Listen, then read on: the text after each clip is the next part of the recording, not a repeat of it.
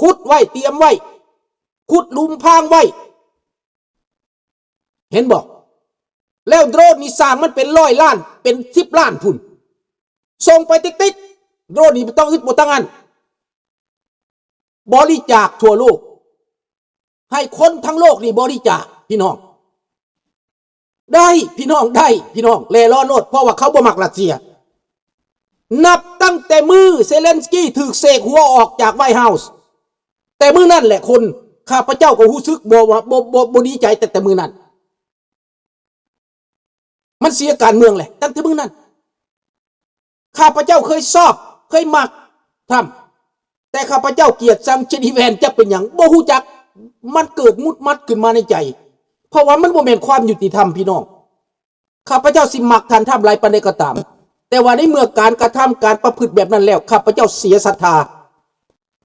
ขอโทษเด้อพี่น้องที่ว่า FC ของท่านทำนั่นนะนี่แหละพี่น้องถ้าเฮามีมนุษยธรรมถ้ามีความจงหักปักดีถ้ามีความซื่อน่ะถ้าเฮาลิ้นบ่ซื่อแล้วไผก็ตามที่มันญาติพี่น้องก็ญาติพี่น้องบ่ได้หมายความว่าประธานาธิบดีที่เฮาเลือกมาได้ญาติพี่น้องก็ยังเชื่อบ่ได้คิดสำนี้ทำไมไม่ทำที่ลาวจริงจังกับยูเครนขนาดนี้จริงจังแบบนี้กับลาวครับสิฮู้จักแล้วบ่ตะตราทำกับลาวก็เคยทำมาแล้วก็ยังว่าประเทศไทยไม่ช่วยเขากีดกันเขาขัดขวางรู้จักไหมมันไม่ได้เหมือนเวียดนามเขาช่วยพวกนั้นถ้าเขาช่วยลาวแบบคือเวียดนามช่วยพวกนั้นทำไมเราจะไม่ทำล่ะรู้จักไหมเขาเห็นผลประโยชน์ในลาวสิอ่านการเมืองไม่ได้เหรอคนลาวเคยต่อสู้มาแล้ว75น่ะเขามีแต่ดาบแต่เงาเขาออกไปสู้รบเข้าสนามรบมีแต่ดาบมีแต่เงาฟันคอพวกคอมมิวนิสต์ด้วยกันน่ะมันมาเท่าไหร่แล้วเคยจำไหมเห็นแล้วบอกลุงก็เคยได้พูดมาหลายครั้งแล้วมันมีปัญหาอยู่ประเทศเพื่อนบ้านเขาไม่เอาเห็นบ่ล่ะมันไม่ได้เหมือนพม่านะเข้าใจบ่ถ้าเข้าใจตัวนี้บ่ต้องพูดตะตราไม่ต้องพูดถ้าคนไทยไม่รู้จักเรื่องนี้อย่าทุพูดคนลาวเขาทำแล้วเขาได้เสียสละมาแล้ว75 76 77 78 79 80 90เขาทำมาแล้วแต่มันค่าอะไรค่าผลประโยชน์ครับรู้จักไหมล่ะ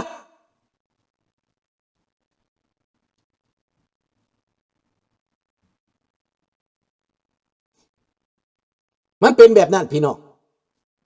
ดังนั้นในเมื่อมันเกิดเรื่องแบบนี้เฮาก็คิดว่ายูเครนต้องตัดสินใจแล้วแต่ข้าพเจ้าก็บ่จักว่าเซเลนสกี้สิตัดสินใจแบบใดเด้อข้าพเจ้าวิจัยว่าถ้าเซเลนสกี้ขึ้นได้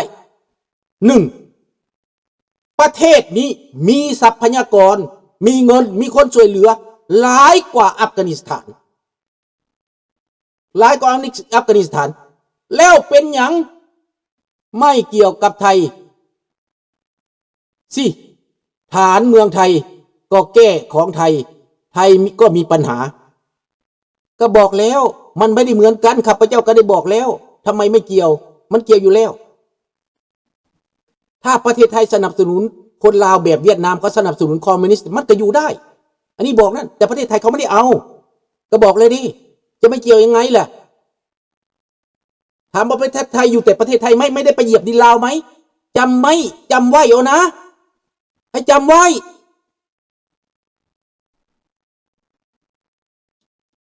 ทำไมเอาพูดได้แต่ตัวเองไม่ได้เห็นหัวคนอื่นเหรอเขาก็เป็นมนุษย์เหมือนกันดังนั้นแหละพี่น้องมันเป็นแบบนี้มันจะเป็นแบบนี้เพราะว่าคนมันเห็นแต่ประโยชน์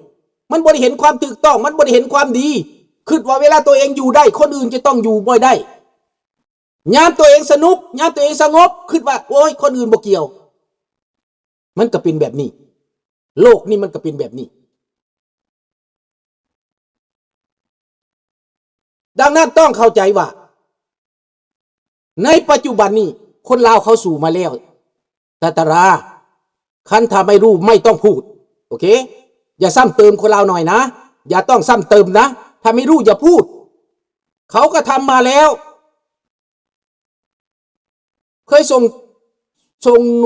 ทหารไปรบช่วยนะอันนั้นเรื่องเก่าการไปรบช่วยในเวลานั้นเป็นการให้การสนับสนุนจากอเมริกานะคุณได้รับประโยชน์คุณก็ไปเห็นไหมอันนั้นหลังสงครามเนี่ยมันไม่ใช่คนลาวก็เคยช่วยเหมือนกันรู้จักไหมเคยรู้จักไหมล่ะร่มเกล้าคนลาวก็ไปรบช่วยด้วยพวกที่แตกประเทศนี่แหละแตกบ้านนี่แหละไปรบช่วยนะรู้จักไหมถ้าไม่รู้จักอย่าพูดไม่ต้องพูดเรื่องนี้นะไม่รู้อะไรอย่าพูดมันเสียใจกันเปล่าๆมันต้องใจกันเปล่าๆความสัมพันธ์มันมีนะดังนั้นแหละพี่น้องในเมื่อมันเป็นแบบนี้จะไปบอกว่าลาวบ่สู้ลาวบ่เฮ็ดเจ้าก็เว้าไปเจ้าไทยนี่ช่วยทุกด้านทุกประเทศรอบๆนี่ค่ายมีทุกค่ายผู้อพยพใช่อันนั้นไผปฏิเสธไม่ใช่ว่าปฏิเสธนะเขาไม่ได้ปฏิเสธเขาก็บอกว่ามีแต่ด้านการเมืองไม่ช่วยก็รู้จักแน่เวียดนามเขาช่วยไม่มีอาวุธเขาให้ไม่มีดินเขาให้แล้วเขาก็เอากำลังมาสู้อีกเขาเกือบจะไปตีประเทศไทยอีกด้วยต้องรู้จักท่านไม่รู้จักอย่ามาเถียงไปทำไมมันแรงน้ำใจนะเถียงแบบเด็กที่ไม่เข้าใจอะไรนะถ้าพูดหมดมันจะพูดได้บ่ล่ะมีบางอย่างพูดไม่ได้นะรู้จักแล้วหน่อยเห็นประโยชน์เลยนะโอเคถ้าเวียดนามก็เห็นประโยชน์อย่างนั้น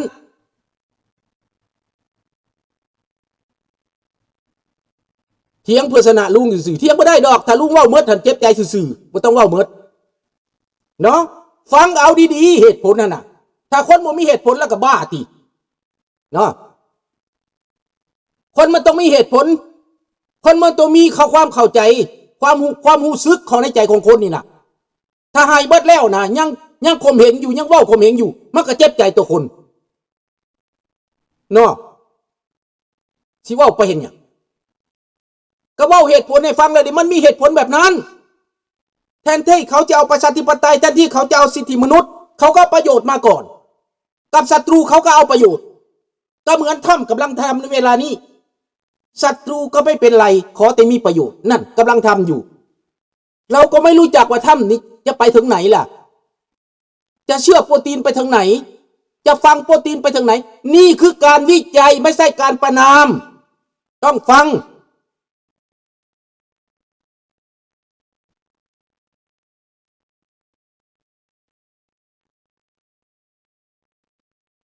ดังนั้นต้องเข้าใจประโยชน์ที่ถ้าว่าได้ประชาธิปไตยนะถ้าคนเราให้ประโยชน์ตอบแทนน่ะก็คือเป็นประชาธิปไตยแล้วมันจะบ่ดีกว่าเหรอมันจะบ่สง่ากว่าเหรอนี่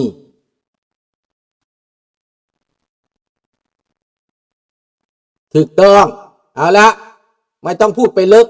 เอาแค่นี้พอนะไม่ต้องเถียงอีกเรื่องราวน่ะทำไมไม่ทำน่ะทำมาแล้วยังว่าไม่ทำน่ะมันเป็นเจ็บใจไหมล่ะ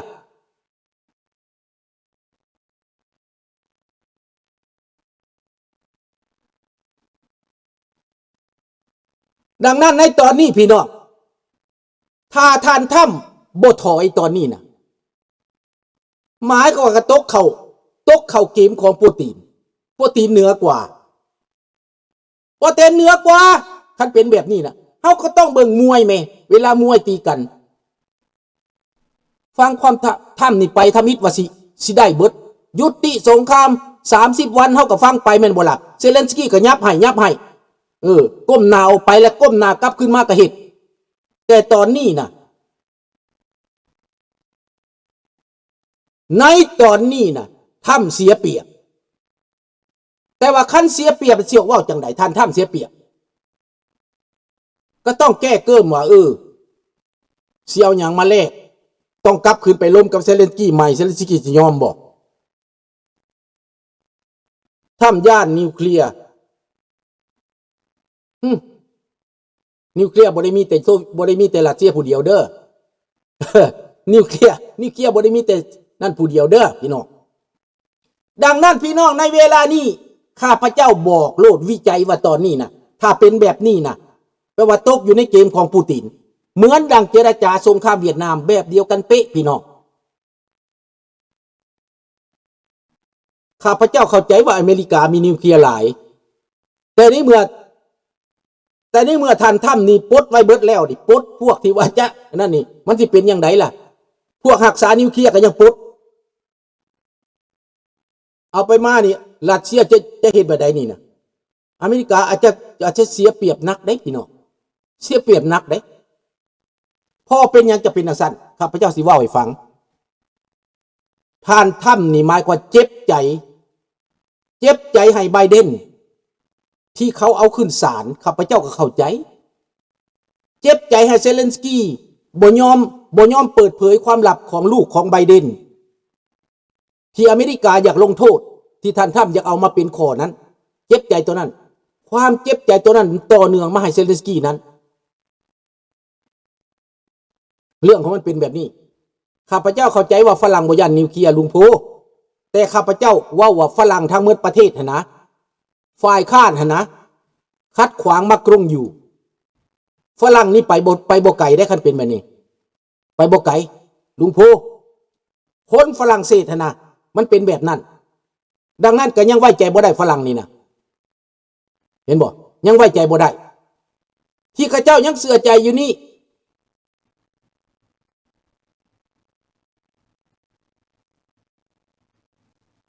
ดังนั้นแหละพี่น้องในเมื่อว่าเหตุการณ์จังซี่มันเกิดขึ้นเซเลนสกี้ต้องได้ตัดสินใจใหม่ถ้ำสิไปแนวใดถ้ำสิเอาแนวใดก็สุดแล้วแต่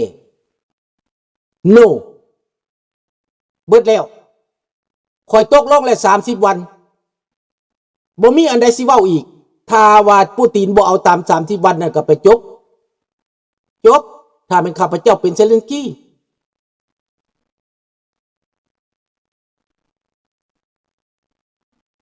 นะจบเนาะสุริยเดชบอกว่าแม่นแล้วได้นามของข้านน้อยให้นามอยู่แล้วว่า เนาะก็บ่ถึงขั้นนั้นเนาะแปลว่าเกมการเมืองของเขาอันนี้เฮายังบ่ได้เบิ่งว่าตอนจบมันสิเป็นอย่างไรแต่ตอนนี้ตอนที่1ตอนที่2ตอนที่3สิเอาหยังแต่ข้าพเจ้าเบิ่งว่าคือสิบีบแต่ยูเครนฝ่ายเดียวคือสิขู่แต่ยูเครนฝ่ายเดียวเรื่องมันน่ะดังนั้นข้าพเจ้าคิดว่าขึ้นอยู่นำเซเลนสกี้แล้วบาดนี้นะต้องเตรียมการแบบเขาห้องว่าเตรียมการใหม่เซเลนสกี้ต้องเตรียมการใหม่1เตรียมเป็นกองโจรไว้เตรียมกองโจรกองคอมมานโดน้อยๆนั่นน่ะพวกนี้มันทำลายโดยเฉพาะบ่ต้องไปเป็นปะเซินหน้าบ่ต้องไปแบบนั้นเป็นกองโจรแบบอัฟกานิสถานเล็ดลอดเข้าไปทำลายบนนั้นทำลายบนนี้เป็นขัวเป็นอย่างเก่าโลดขัวใครเมียน่ะจัดการโลดเฮโลดตอนนี้นะตอนมีเงินนี่นะเอาโลดตอนทำยังให้เงินอยู่นี่นะเอาตอนนี้แต่เรื่องที่มาเจรจากับทำกับยังงั้นข้าพเจ้าว่าควรหยุดซะ30 วันนั่นนะที่เส้นกันไปเถื่อทมิตรนะพอแล้วถ้าเอาตัวนั้นก็เอาบ่เอาแล้วก็จบไม่ต้องเว้ายังต่ออีกแล้วเมิดทำสิตัดกันเสือเหลือก็ตัดไปโลดหันหน้าไปให้ยุโรปทันทีถ้าเป็นข้าพเจ้าเป็นเซเลนสกี้เด้อหันหน้าซบปีกโปแลนด์หันหน้าซบปีกฝรั่งเศสอังกฤษไปเลยซบปีกเยอรมันไปเลย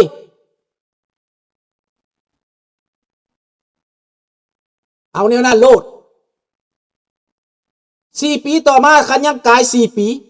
ไบเดนหรือฝ่ายอื่นได้ขึ้นมาหรือฝ่ายใดได้ขึ้นมาเฮาก็บ่ฮู้ทำเบิดไป